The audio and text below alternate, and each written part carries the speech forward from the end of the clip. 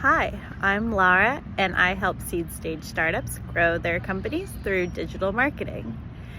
I have worked with dozens of early stage startups, and in the beginning, I felt like what they were building would make such a difference in the success of the company and the success of marketing. But I have learned that the characteristics of the founder, especially the CEO, have such an effect on both marketing and the success of the startup. And I have learned to look out for 4 red flags for qualities in the founder or the CEO that I avoid working with. So what are these qualities? The first is when the founder has analysis paralysis. I worked with one founder who literally probably took a month to review a blog post that I had written because they were just combing over every single word and questioning whether or not it would resonate with their target audience. It was so over the top in analysis paralysis that they got to the point where they were rewriting their work that they had written because it had been so long that they had been analyzing this blog post. In the early stages, yes, we want great quality work. We want to speak to our target audience, but it's just so important to get things out. That's what's going to make the difference.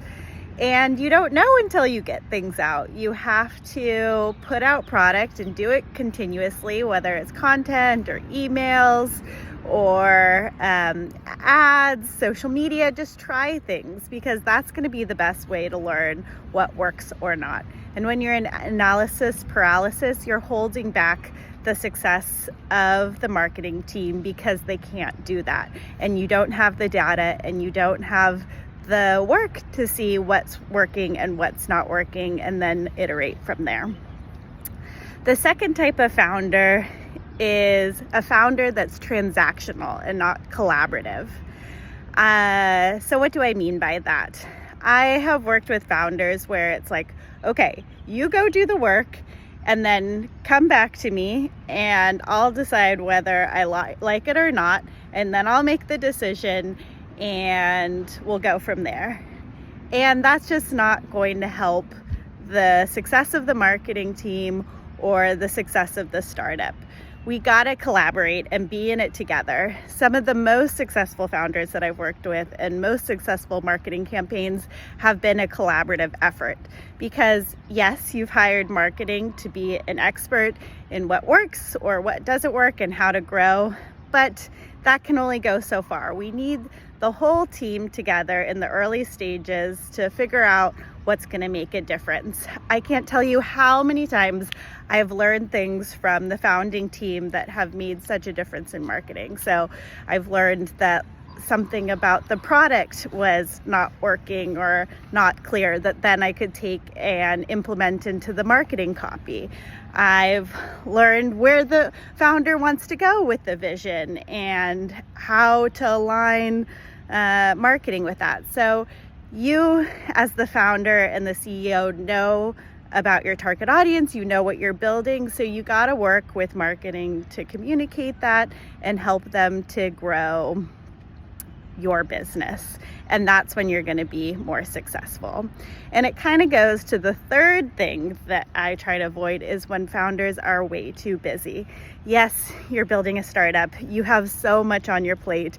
You are working on the product, you're working on the tech, you're working on the customers, and marketing is another thing. But if you don't have time for marketing, you should probably not be investing in it because for the same reasons, you got to be part of what's happening with marketing. Even if you hire someone outsourced to do the work for you, it's so important to get your insights and your perspective to help grow, and then also collaborate and look at, how can we make things better? How can we speak to our target audience? How can we get creative and do new things? And the marketing team is going to come with ideas and suggestions, but it's going to be made even better when you can regularly check in and get those insights from the team to make things even better. And then the fourth thing is assholes. I have learned to avoid assholes, and I think kindness goes a really long way.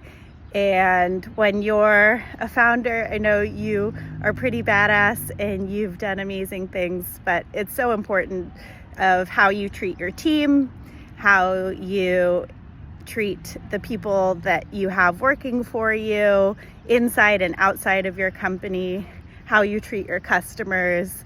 And I found that that goes a long way to the success of the company, to the success of the marketing, because it's very apparent when you're not kind.